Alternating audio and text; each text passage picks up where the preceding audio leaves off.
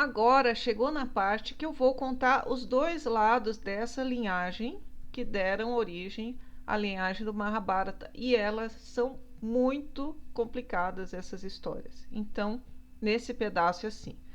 Tinha um rei muito virtuoso, temente a Indra. Indra falava pessoalmente com ele, porque ele era muito justo, ele fazia rituais para Indra, ele guardava o Dharma, ele era o Vasu Uparikara, descendente de Puru e conquistador da região de Seti.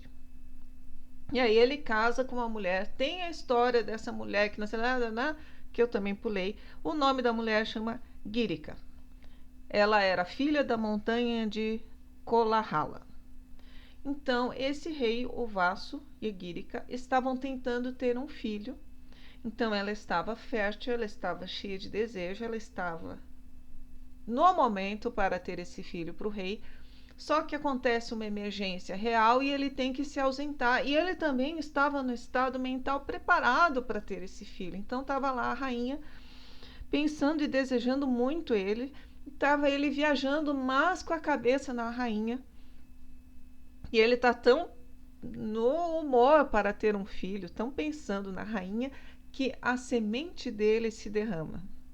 Eu acho muito bonitinho o jeito que eles falam que a semente se derrama, como se fosse uma coisa assim, ops! Então, assim, o rei, ops! E a semente dele se derramou. Só que ele sabia que ele não deveria desperdiçar o sêmen real, que a rainha estava lá desejosa e fértil. Então ele pega a semente dele e coloca numa folha para enviar para a rainha, fazer uma inseminação artificial aqui. Então ele coloca a semente dele numa folha e dá para um gavião, para o gavião levar aquela folha até a rainha, para ver se ela consegue usar para fazer o descendente deles. Só que o gavião está levando aquela folha, um outro gavião vê ele carregando algum negócio, acha que é uma carne, uma comida e não sei o que, eles começam a lutar e quando eles lutam a folha cai e cai no rio Yamuna.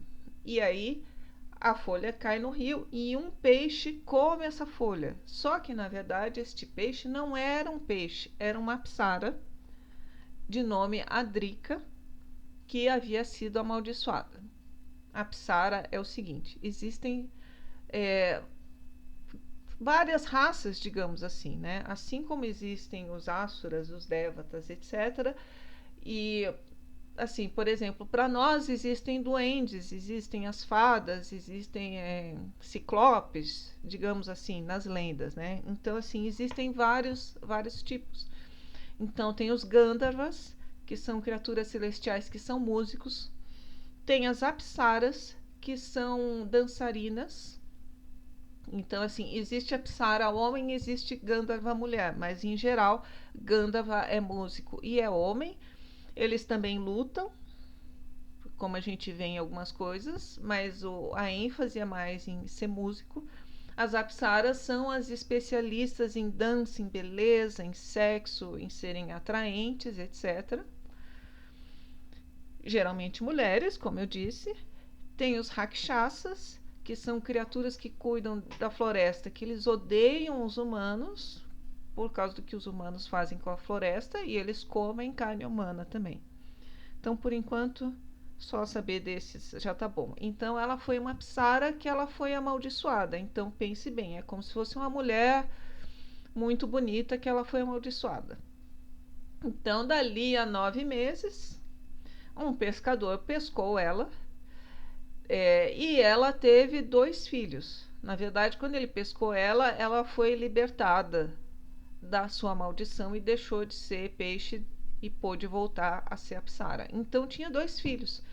E aí avisam um rei: olha, aquela tua semente que você tentou tal caiu no rio Yamuna e ela foi fertilizada, ela virou descendentes.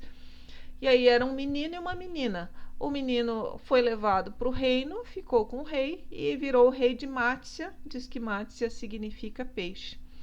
E a menina virou a filha do pescador. Achei injusto isso, mas foi o que aconteceu. Então essa menina era chamada Satyavati. Ela puxou a mãe. Ela era muito linda, ela era muito virtuosa, mas ela nasceu com uma característica desagradável, que ela tinha um forte cheiro de peixe. Então ninguém se aproximava dela, ninguém queria nada com ela porque ela tinha cheiro de peixe. E ela era criada pelo pescador, considerava o pescador o pai dela, então ela ajudava o pai dela. Então ela estava sempre lá no serviço, no rio e etc.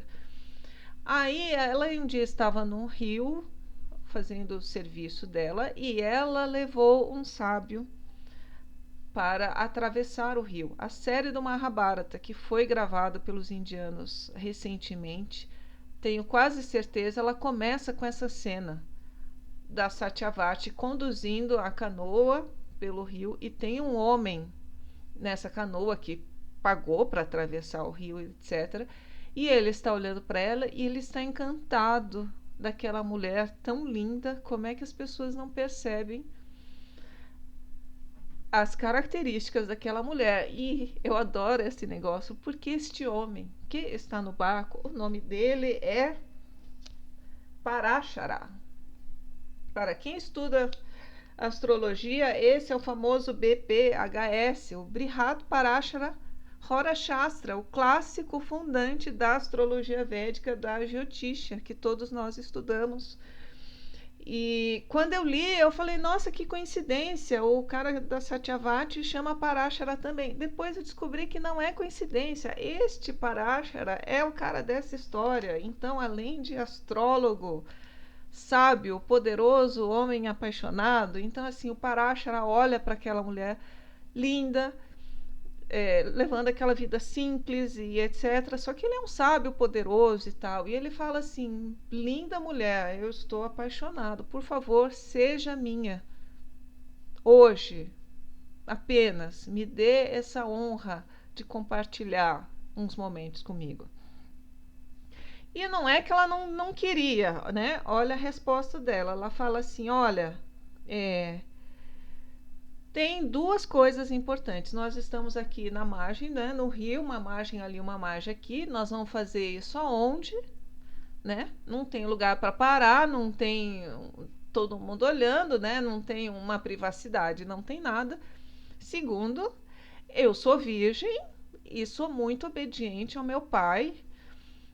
Eu nunca desonraria o meu pai, então se eu deixasse de ser virgem, eu não poderia voltar para casa, né? Então não dá, não posso, desculpa, até gostaria.